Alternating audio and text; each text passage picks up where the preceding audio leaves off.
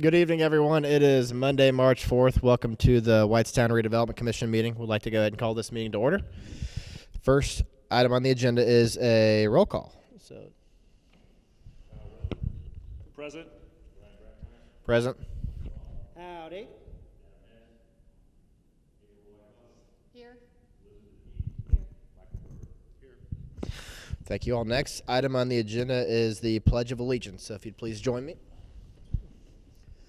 I pledge allegiance to the flag of the United States of America and to the republic for which it stands, one nation, under God, indivisible, with liberty and justice for all.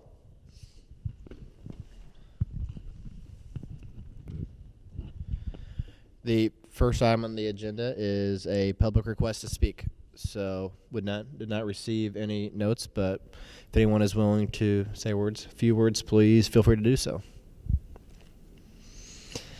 Seeing none, would like to move along to the approval of the meeting minutes from February 4th, 2019. Hopefully everyone got a chance to review those, so would entertain any questions, concerns, additions, subtractions. If not, would entertain a motion. Mr. President, I move the minutes as presented. We have a motion. Is there a second? I'll second. We have a motion and a second. Any further discussion?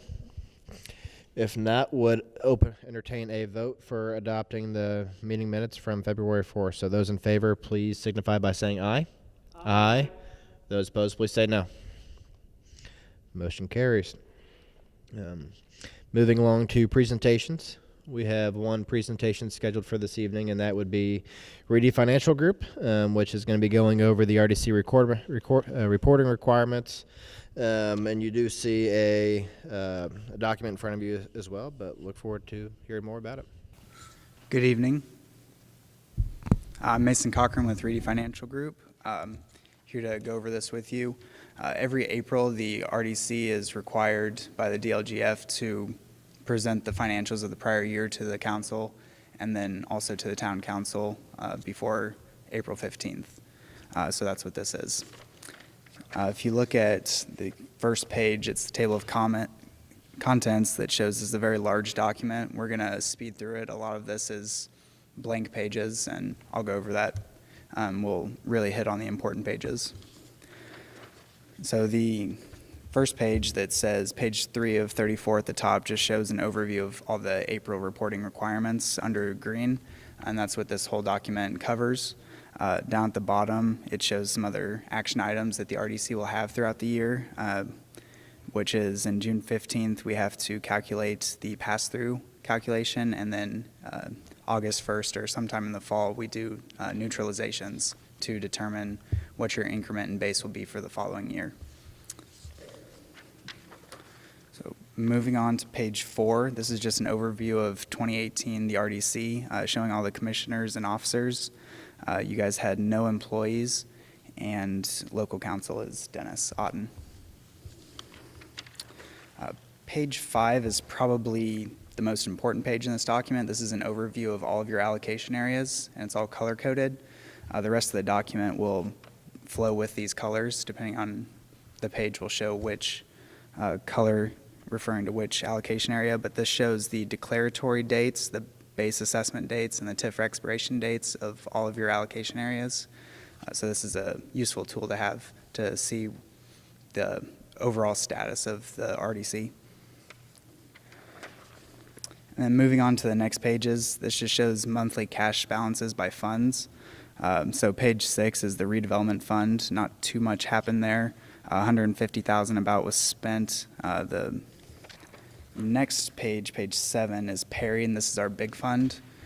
We got in $2 million, spent 1.8 on debt service, and the fund ended with just over 1.2 million.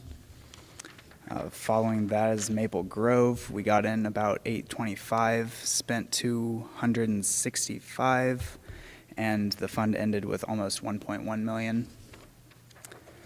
Anson South is our next one. We got in 430, spent 330, and ended with about 150.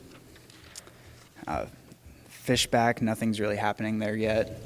Just got in $6,000. That'll be different next year, though, with all the new construction. Mm. So that's good.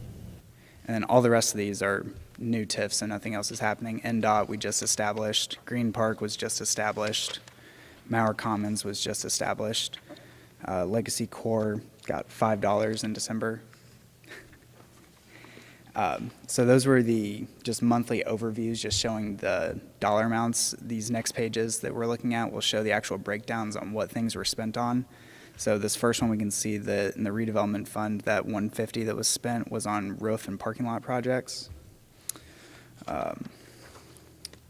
Next page, 16, shows Perry. This shows the breakdown of our AV and turning into the total captured increment AV, which Perry has almost 96 million in captured increment, which is great. That leads to us getting the $2 million in revenue, and then it shows that that 1.8 million was spent on your 2016 bonds. Maple Grove, this just shows that our 41 million in increments, what led to that 830 in revenue, and Maple Grove spent some money on their ban and on the 2015 lease bonds and professional services. Anson South, 33.5 million in increment, led to 430 in revenues. We spent 330 on the 2014 bonds. Then, of course, Fishback, nothing's going on. NDOT, nothing's going on. Green Park, nothing's going on. Mauer, nothing's going on. Legacy Core, nothing's going on. And then page 24, we have an overview of the RDC's debts. This is as of 1/1 of 2018, showing the outstanding principal amounts for each of these bonds. We issued a bond at the end of the year that closed out this RDC junior bond anticipation note, so this is no longer there, but now we have the police station bonds that were issued in its place. The following 4 pages will just be the amortization schedules for all of these debts.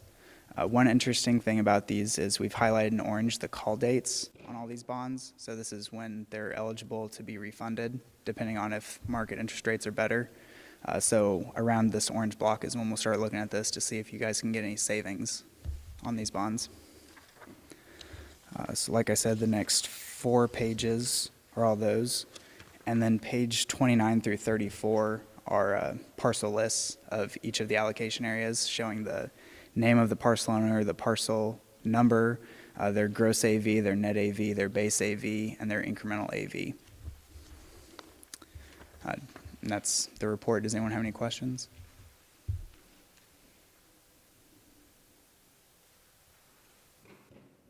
Mason, would you mind going through the Whitestown Redevelopment Fund on some of the other revenues that we got to accumulate about the $150,000? I know we talked about some permits and some tax abatement fees, but no, we don't have much revenue from 2018. But can you talk about what that line item is in general? We have some new members of the commission here.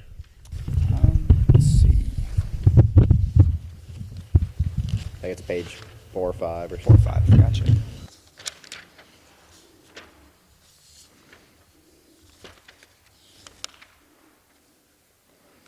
Page 6.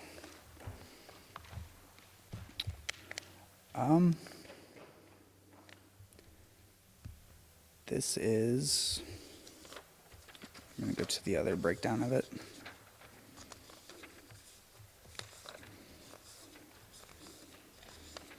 So page 15 has the full breakdown of it.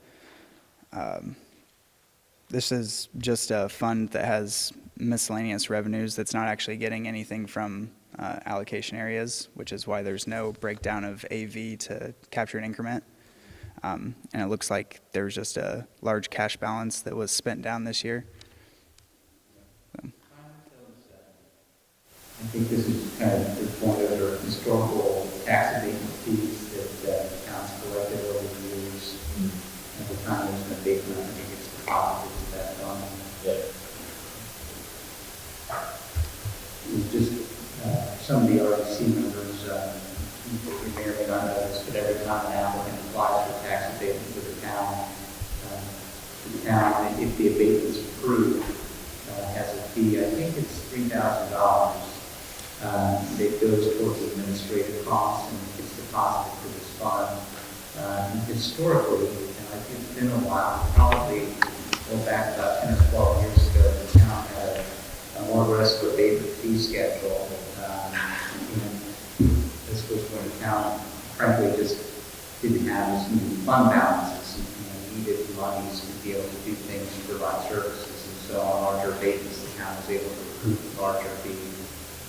So I think as the town kind of grew its revenue, there was sort of a thought that that fee wasn't really as necessary, and so the fees was going to reduce, but those monies are in the fund and used generally for any purpose of redevelopment issues necessary. Yeah, and there was a sliding scale for that before. The more investment, the more jobs, the higher the fee. But now kind of reduce that. And it is important for us to have a fee because we do have some administrative costs when we are at least pursuing, or at least whenever a tax abatement application gets submitted to the town. We do have some upfront costs on our side too, so that's why it's still important to have that to cover our own basis. Would like everyone to look at the Mauer Commons allocation area because that'll be one that we're going to have a lot of discussion about for the year. So while it's blank right now, it's not going to be in the future too. So just be, yeah, hopefully not. Thank you so much, Mason. Is it possible to share this with us electronically if you haven't already done so? We have a couple members that are absent, so it'd be nice to share that with them as well. Okay, and just provide it to Jason, and he can give it to the rest of us. Anyone have any questions for Mason while he's here? Thank you so much. Appreciate it. Thanks, Mason. Seeing no unfinished business, we will move along to new business, which is a resolution authorizing a lease agreement in connection with the proposed bond financing for the Mauer Commons redevelopment area project, which is Resolution 2019-4. You have the resolution in front of you. This is really just primarily introducing it to you, but would love to have Dennis shed some light on what exactly it is. All right, thanks, Commissioners. Last year, the Redevelopment Commission approved a purchase agreement with Rex Inc. for the properties that we kind of call over in the Mauer Commons area, the former Rex Inc. site. Under that purchase agreement, the Redevelopment Commission had the option to purchase what are essentially 4 tracts of land in sort of a staggered series of closings. Now, the Redevelopment Commission has already closed on 2 of those portions of land. One of those areas of land will be where the Little League site will go. We all know about that. And then the other part of that land is going to be where the new fire station will be constructed. And so the balance of the property under the purchase agreement is set for a closing date of June 30th, is when the town needs to be in a position to be able to purchase that property. And the town for that purchase is going to need to come up with roughly $4.5 million. The town does have some money on hand, but really needs to finance the bulk of that purchase. So the resolution that's before you tonight is a resolution that really starts the process to authorize the bond financing. We're just asking that you introduce it tonight, but we wanted to get some information on the record in case you've got questions and can think about that. And then at the meeting in April, there will be a public hearing before the Redevelopment Commission on this resolution. Like previous financings that the Redevelopment Commission has done, most recently the police station financing, this is a lease financing structure with the town's redevelopment authority. And the reason that lease financings are used is because of the Redevelopment Commission's debt limit. Well, we did just pay off the bands with the financing with the police station bonds. We want to preserve the capacity of the redevelopment district to be able to do those types of borrowings and not use up its debt limit. So that's why we're looking at the lease financing structure. The bond size will be roughly $5 million. We'll generate a project fund of a little over $4.5 million, and the balance will go to reserves, cost of issuance, capitalized interest. And these bonds will be payable from a property tax levy in the redevelopment district, but the impact really isn't going to be very large just with the growth in AV of the town and other things going on. So that's generally it in a nutshell, but with that, I'm happy to answer any questions commissioners may have. Thank you, Dennis. Appreciate it. Anyone have any questions for Dennis while we have him here? Yeah. What is the debt limit? Do you remember, Mason? I think it's roughly 3.4 million. Is that right? Something sounds right. It's 1/3 of 2% of the town's AV, which I don't recall. in April, we can email that to you tomorrow. Actually, there'll probably be something good to email out to all the commissioners so you can know what that number is. But we check it. It changes every year with the AV. It goes up, which is good. But yeah, it's a little over 3 million. Okay, thank you.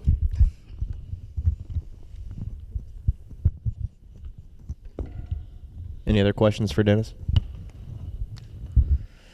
Well, thank you so much. Like we said, this is purely an introduction, so you'll probably be hearing more from us later next month.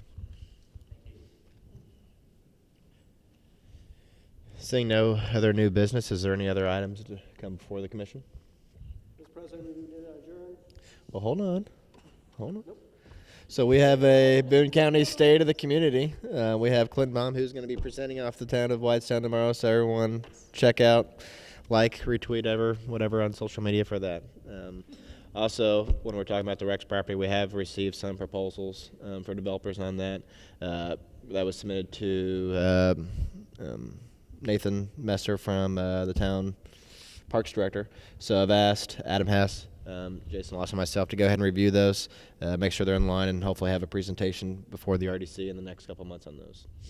And with that, if there's nothing else, would like to entertain a motion to adjourn. I've made my motion. I'll second. Motion a second. I don't think we need any further discussion, so all those in favor say aye. Aye. Those opposed say no. Thank you all.